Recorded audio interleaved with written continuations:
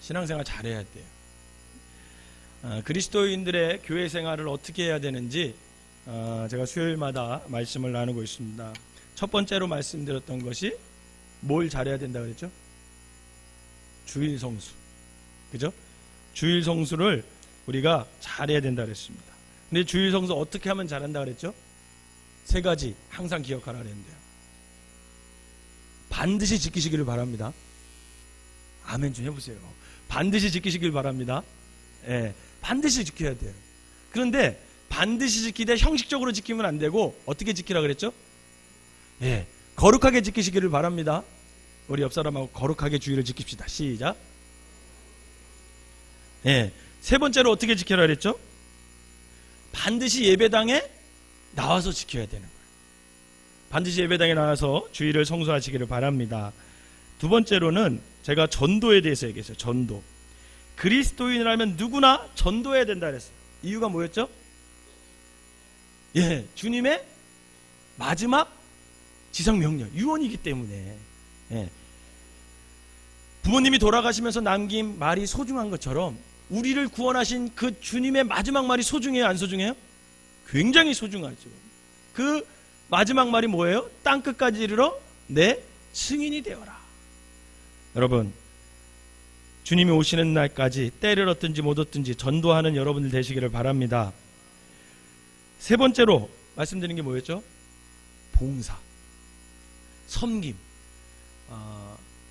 우리가 겸손하게 주님께서 예수님의 제자들의 발 아래까지 내려가서 섬겼던 것처럼, 그렇게 봉사했던 것처럼 우리도 그 주님의 마음을 닮아서 어떻게 해야 돼요? 다른 사람을 섬기되 다른 사람에게 봉사하되 그대 발 아래까지 내려가서 우리가 봉사하고 헌신해야 된다라는 얘기를 했습니다. 저는 여러분들이 겸손하게 하나님을 섬기듯이 우리 같이 신앙생활하는 이웃들을 섬길 수 있는 귀한 성도들이 되시기를 주님의 이름으로 축원합니다. 오늘은 네 번째로 뭘 얘기하냐면 친교에 대해서 좀 말씀을 나누려고 합니다. 우리 옆 사람하고 이렇게 인사합시다. 서로 친하게 지내십시다. 시작. 서로 싸우지 말고 친하게 지내시기 바랍니다. 여러분, 서로 친하게 지내야 돼요. 만약에 친하게 지내지 않다가 천국 가서 딱 만나면 얼마나 서로가 민망하겠어요. 친하게 지내야 돼요. 우리 다시 한번 우리 서로 친하게 지냅시다. 웃으면서 시작.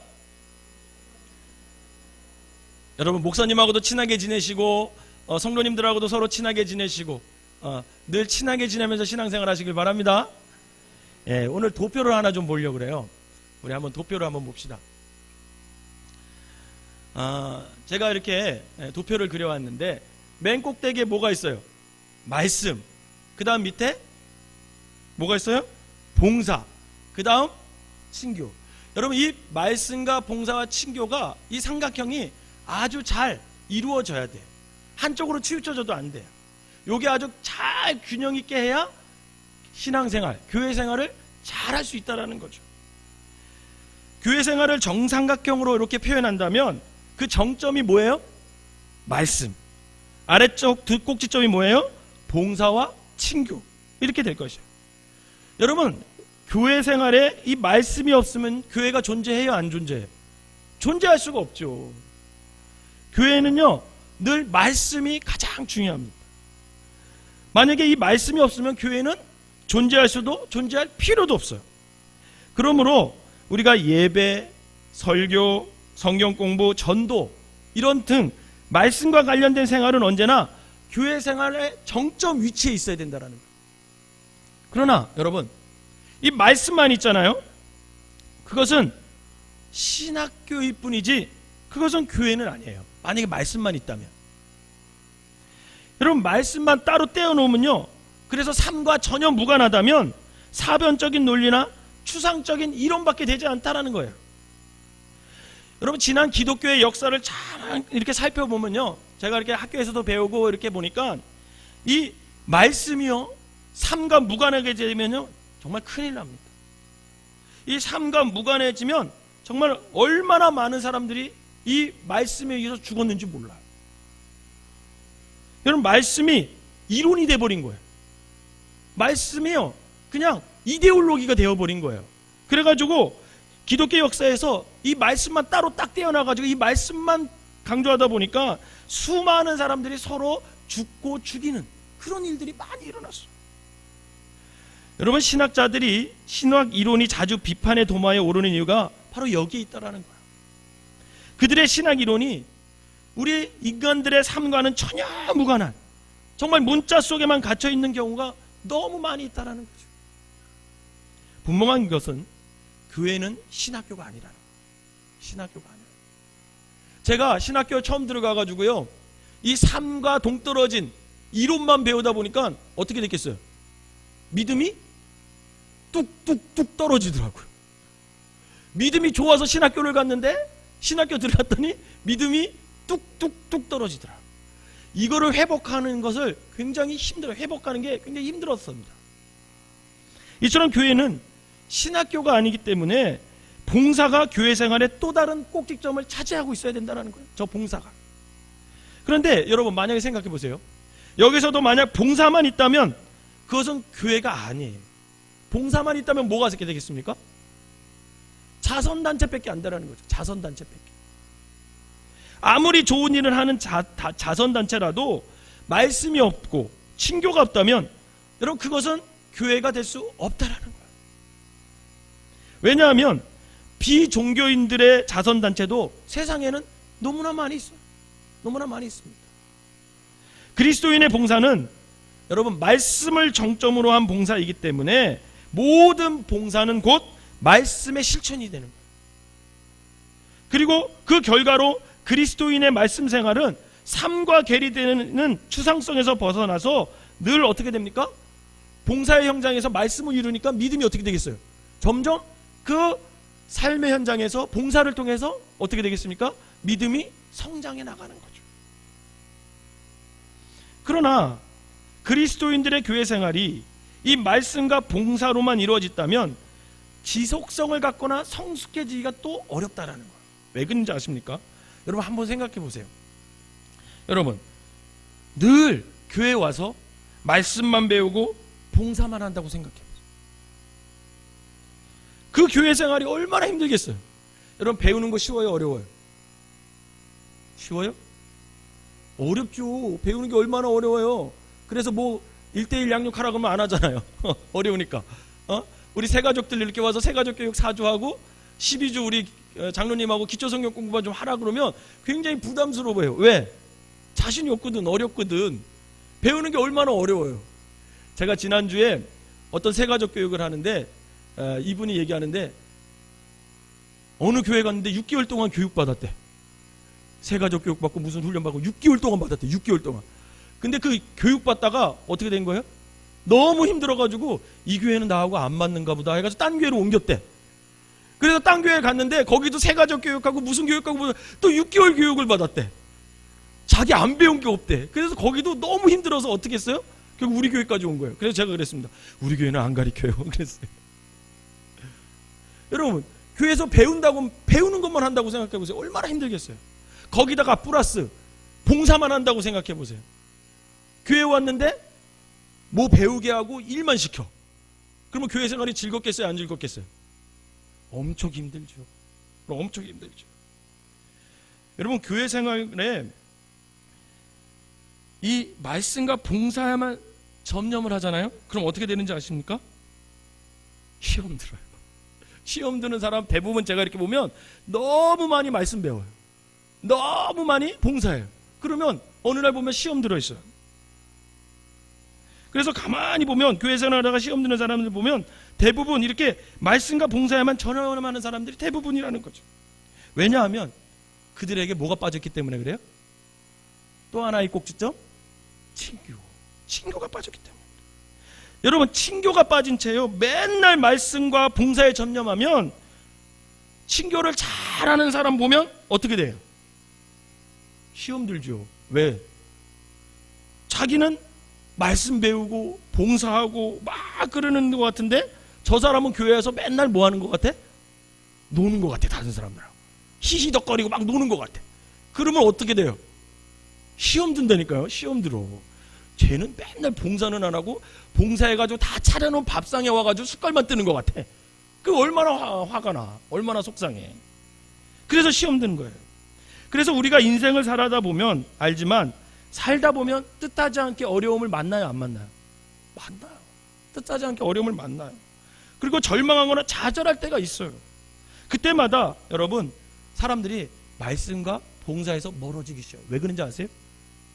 내가 이렇게 하나님의 앞에서 내가 이렇게 교회 생활하면서 말씀도 배우고 교회 생활하면서 이렇게 봉사도 했는데 왜 나에게 이런 일이 일어나는 거야? 이런 절망적인 일이 일어나고 왜 이런 고난이 나에게 오고 왜 이런 정말 어려운 일이 나한테 오는 거야? 하면서 어떻게 됩니까? 낭망하게 되죠. 시험에 들게 돼요. 그래서 결국은 어떻게 되는지 아세요? 그 말씀과 봉사에서 떠나게 된다는 거예요. 또 혼자 말씀과 봉사 생활만 하다 보면 타성이 붙어요. 타성이. 그리고 주관적이 돼요, 사람이. 그래서 정체되기가 쉽습니다. 그래서 여러분 모든 성도에게는 친교가 필요하다. 우리 옆 사람에게 저하고 좀 놀아주세요. 시작. 잘 놀아야 돼요. 여러분 잘 놀아야 됩니다. 그러므로 교회 생활의 나머지 꼭지점은 뭐예요? 친교예요. 친교. 그런데 여기도 주의할 것이 있어요. 만약 말씀과 봉사가 없어. 근데 친교만 있다면 그것이 교회가 될까요? 아니죠. 그것은 사교장이죠. 룰루랄라 그냥 니나 너 사교장밖에 안 된다라는 거. 그러나 여러분 교회의 친교는요 말씀과 봉사 속에서의 친교이기 때문에 이것을 성도의 뭐라 그래요? 거룩한 교제라 그래요. 거룩한 교제. 성도의 교통이라고 표현을 하는 거예요. 왜? 그 안에 친교 속에는 뭐가 있어? 말씀이 있어. 말씀 안에서, 주님 안에서. 그거는 또 봉사하면서 서로 섬기면서 친교가 있기 때문에 그것을 성도의 거룩한 교제다, 성도의 거룩한 교통이다, 이렇게 얘기를 하는 겁니다. 이처럼 그리스도인은요 성도와의 만남, 성도 간의 교통을 통해서 다른 성도들에게도 그 절망의 순간이 나에게만 있는 게 아니라 저 사람에게도 나와 같은 어려움과 절망의 순간이 있었구나, 이것을 알아가게 된다는 거예요. 또한 그들의 삶 속에서 그 절망이 결국은 하나님의 도우심으로, 하나님의 인도하심으로 협력하여서 결국은 하나님께서 선을 이루시는구나, 이 교통을 통해서, 성도 간의 거룩한 친교를 통해서 그것을 서로가 알아간다라는 것입니다. 그래서 자신의 처한 절망의 한가운데서 다시 우리가 주님을 의지하고 일어설 수 있는 힘이 어디서부터 나와요? 성도의 거룩한 교통, 거기서 친교에서 나옴을 여러분 믿으시기를 바랍니다. 또 성도의 거룩한 교제를 통하여 다른 교회들의 삶이 얼마나 신실한지를 알게 돼요. 얼마나, 저 사람은 저렇게 신앙생활을 하는구나. 여러분 만약에 성도 간의 교제가 없으면, 친교가 없으면 그걸 알 수 있어요, 없어요? 모르잖아요. 그런데 서로 기도 제목을 내놓고 내가 하나님 앞에 이런 은혜를 받았어, 그런 거 서로 나누다 보면 그 사람에게 배울 게 있어요, 없어요? 배울 게 있죠. 나도 저 사람처럼 신앙생활 해봐야겠다, 이런 마음이 싹트게 되는 거죠. 그래서 교회 안에서는 물론이요, 가정과 일터에서도 말씀대로 살려고 애쓰는 그 상대방의 함께 생활하는 신앙 공동체의 모습을 보면서 우리가 신선한 도전을 받게 되는 거죠. 여러분 저도 우리 성도들을 보면서 굉장히 도전을 많이 받습니다. 제가 우리 친구들이나 이렇게 목사들님들 만나면 여러분들 자랑을 굉장히 많이 해요. 왜 그러냐면 오늘도 제가 어느 집사님하고 밥 먹으면서 그런 얘기했어요. 우리 교회 성도님처럼 아주 좋으신 분들이 없다. 여러분 왜 그러냐면 여러분들의 신앙생활하는 모습을 보면 제가 목회하로서 도전이 돼요. 도전. 특별히 이렇게 수요 예배 나오시는 분들 보면 참 대단하세요. 거기다가 새벽 기도까지 나오시는 분들은 정말 대단하신 것 같아요. 왜? 저는 목사니까 어쩔 수 없이 해요, 안 해요? 싫어도 와야 돼. 수요 예배 때 싫어도 새벽 기도 때 나와야 돼. 근데 여러분들은 목사예요, 아니에요? 아니잖아. 따로 직업도 갖고 계셔, 따로 할 일도 있어. 여러분 그런데도 불구하고 모든 시간을 다 하나님 앞에 우선순위를 놓고 예배 드리고 수요 예배 드리고 새벽 기도 드리고 거기까지 또 그것 플러스 헌신까지 해. 그런 걸 보면서 정말 내가 만약에 평신도였다면 저렇게 열심히 했을까? 그런 도전을 제가 받는 거죠. 저희 누나가, 셋째 누나가 공무원이에요. 공무원인데 누님이 항상 저한테 그래요. 너 목사 똑바로 해야 돼. 왜 그렇게 그래요? 그러면서 뭐라고 얘기하냐면, 공무원들하고 일반 직장 생활 하는 사람들이 얼마나 치열하게 너 사는지 너네는 몰라. 목회자들은 모른다는 거야. 그렇죠. 왜 그러냐면 우리는 늘 교회 안에서만 있고 성도들 만나고 그렇게 사는 사람이 치열하게 사는지 잘 모르요. 그래서 신방을 다니면 그때 이제 아는 거죠. 근데 그러면서 그래요. 우리가 그렇게 치열하게 산다라는 거예요. 그러면서도 믿음 지키고 교회 나가고 그러니까 너 똑바로 목회해야 돼. 뭐 이렇게 저한테 훈계해요. 맞는 말이죠. 저도 여러분들의 신앙생활 하면서 어떻게 되는 거예요? 도전을 받는. 그래서 자기도 모르게 내 믿음이 어떻게 하는 거예요? 성숙해지는 거예요. 그리고 목사로서 내가 좀 더 열심히 목회를 해야겠다. 내가 맡은 일 성실해야겠다. 이 각오, 이 결단이 또 한 번 서게 된다는 거죠. 여러분 이 친교가 그래서 필요한 거예요. 이 교통이 필요한 거예요. 때론 형제와 상의할 수도 없는 문제로 괴로울 때 이 성도와의 대화를 통해 성경적인 해답을 우리가 찾을 수 있잖아요. 이처럼 성도의 거룩한 교통은 그리스도인의 삶을 진리로 따뜻하게 해줄 뿐만 아니라 믿음의 깊이를 우리에게 더해준다. 그래서 그리스도인은 예배 외에도 교회의 크고 작은 모임에 참석할 수 있어야 됩니다. 이처럼 거룩한 성도가 함께 모여 교제할 수 있다는 것은 여러분 참으로 크나큰 하나님의 은총임을 여러분 믿으시기를 바랍니다. 그래서 교회 안에서 소그룹이 굉장히 중요해요. 소그룹이 굉장히 중요해요. 사실 모든 성도는요 소그룹을 포기하면 안 돼요. 소그룹을 포기하면 안 돼요. 교회 공동체의 소그룹, 즉 선교회와 속회, 이거 굉장히 중요한 거예요. 그냥 넘기면 안 됩니다. 아니 난 주일 예배만 드리지 뭐, 난 대예배만 드리지 뭐, 이러면 안 돼요. 초대교회도 집에서 어떻게 했다 그랬어요? 함께 모여 매일같이 떡을 떼는다 그랬어요. 떡을 뗀다.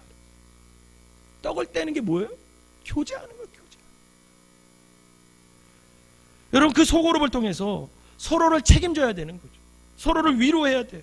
함께 기도하고 함께 즐거워하는 그런 사랑의 삶을 살아야 돼요.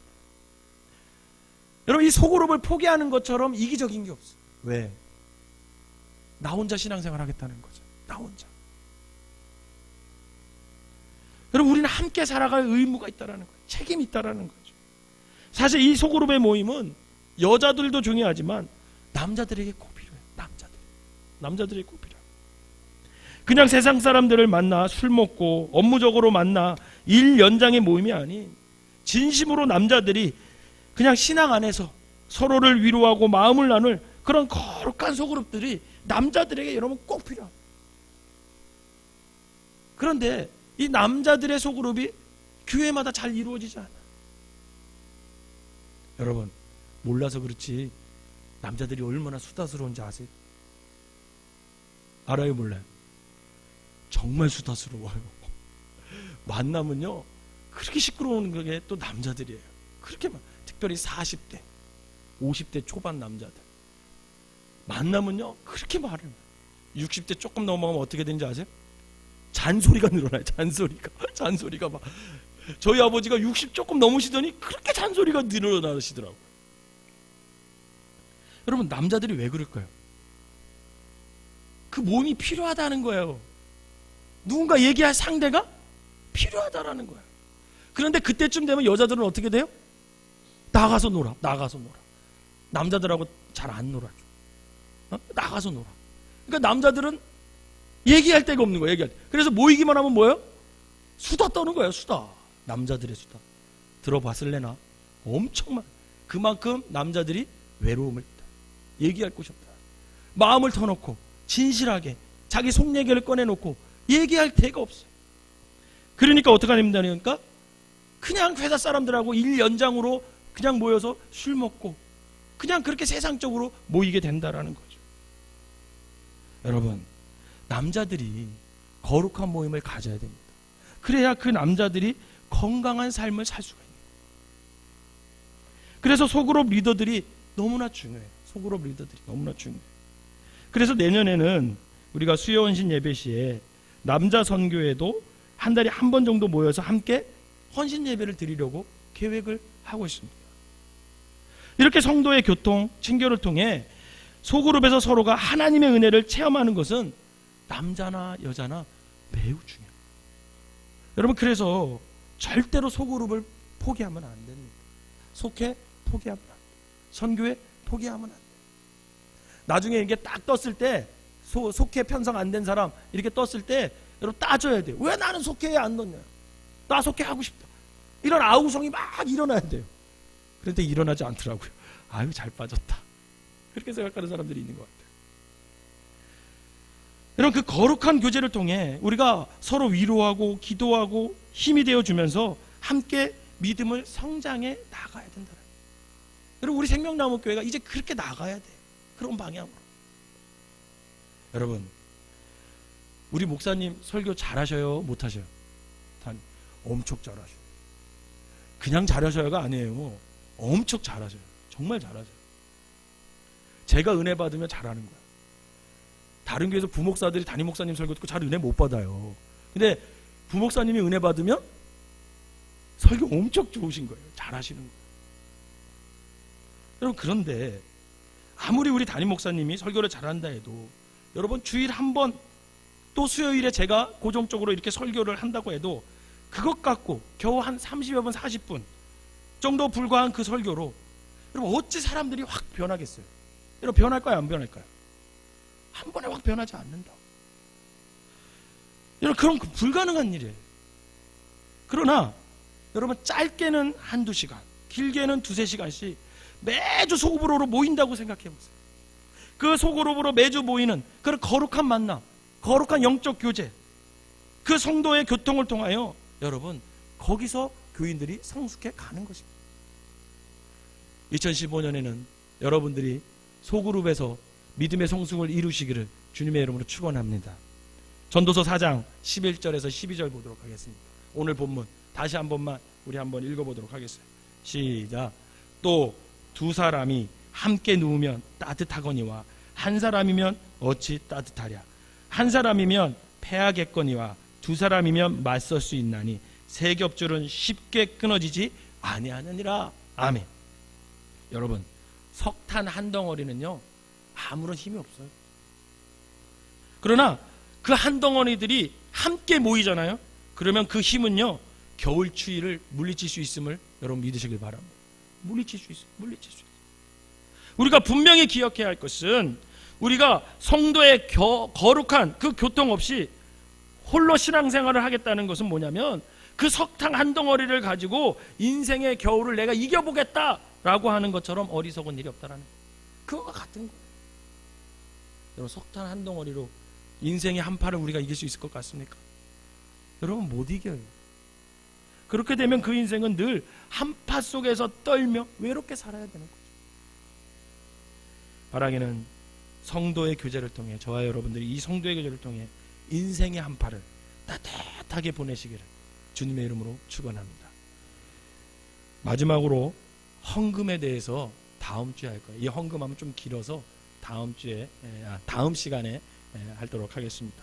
여러분, 지금까지 우리가 교회 생활에서 점점 배우고 있습니다. 교회 생활 어떻게 하면 잘해야 되는지 한 번만 다시 한 번만 반복해 보도록 하겠습니다. 첫 번째, 어떻게 하라고요? 뭐 지키라고요? 꼭 주일 성수 꼭 지키시기를 바랍니다.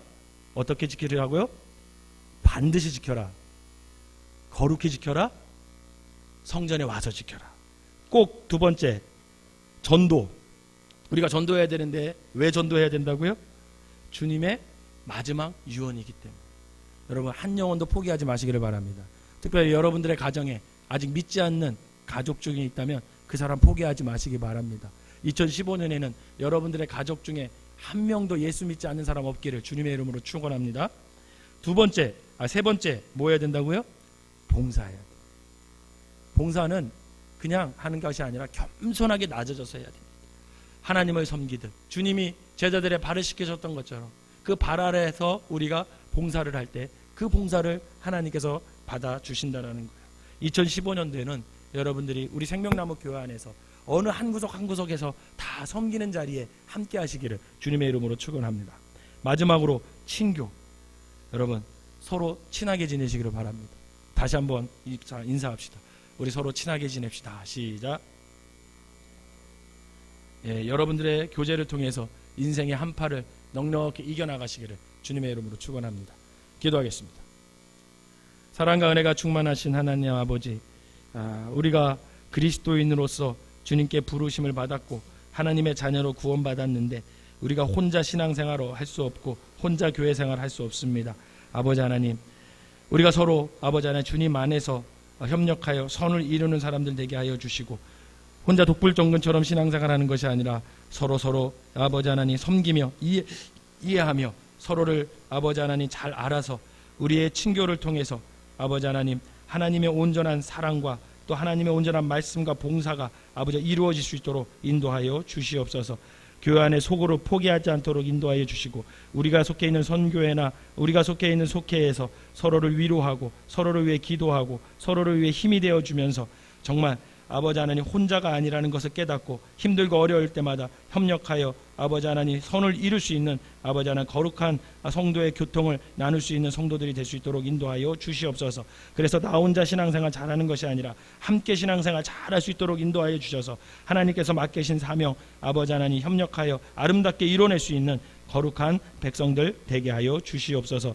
2014년도 함께 하셨던 것처럼 2015년도에도 우리가 아버지 하나님의 뜻을 따라 살게 하여 주시되 혼자 사는 것이 아니라 함께 아버지 안에 죽고 함께 살아가는 귀한 공동체가 되게 하여 주시옵소서. 예수님의 이름으로 기도하옵나이다. 아멘.